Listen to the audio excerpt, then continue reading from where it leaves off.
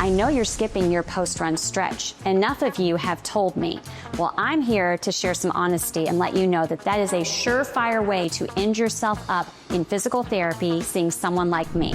Today, I'm going to share with you a routine of stretching that you can get done in less than 5 minutes to prevent injury and make sure that you are running for longer without pain. I find that the reason a lot of people don't do things is because they don't understand why they're doing them. So I want to reiterate the importance of stretching after an activity like running is because while you're doing that activity, one, you've built up tension from pumping those muscles and contracting over and over and over again. And sometimes that tension can lead to micro tears. If it doesn't the first time, it can lead to that over time if you don't stretch afterwards to relax that tension.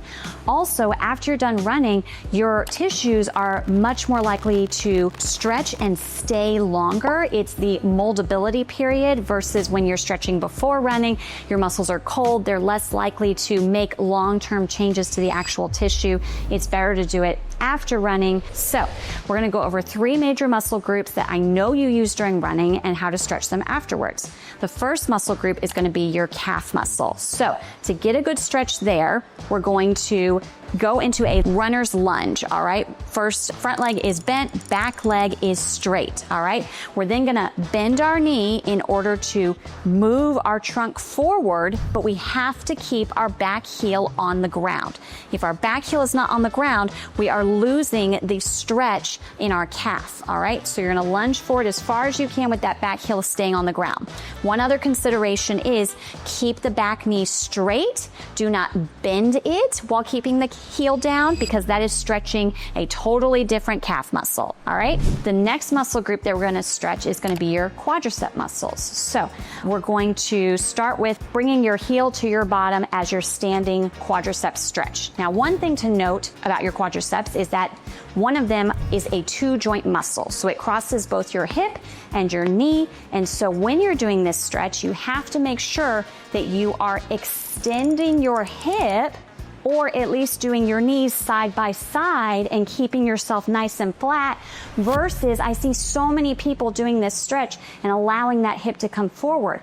Trust me, you're not getting the full stretch that you could be getting if you would extend that hip a little bit. Now, I understand that not everybody's going to be able to bend their knee that much or balance in that position. So a modification of this is to go to a bench, you bend your knee and place your foot on that bench. You then thrust your hips forward in order to move that leg behind you and get a nice stretch in that quad muscle, okay? Holding these stretches for 30 to 90 seconds each. That way you get the max benefit you can from each stretch. The last muscle group that you're gonna stretch is gonna be your hamstrings.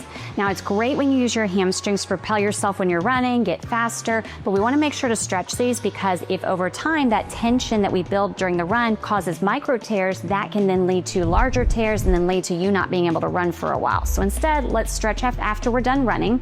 And to stretch those hamstrings, we're gonna find a bench, a chair, a couch, whatever you got. We're gonna put our leg up on the surface, square our hips up so that our belly button is facing the knee that we're stretching. We're gonna hinge from our hips rather than rounding from our back. We're gonna hinge from our hips and hold here for that 30 to 90 seconds, okay? If you are unable to raise your leg up that high, or you want to do this in a seated position, you can also sit on the edge of that surface, straighten your leg out, sit up nice and tall, hinge from your hips. Again, no rounding of the back to achieve this, hinging from the hips and holding 30 to 90 seconds. People will ask me, should I keep my toes up or should I just relax my feet? And I say, if you want to get an additional calf stretch with this, pull those toes up. But if you don't want to get a calf stretch with this one, you can just relax those toes so the stretch is more focused on your hamstring. So give those a try. Like I said, it should take you less than 5 minutes and it'll prevent you from getting injured and ending up in physical therapy to see someone like me.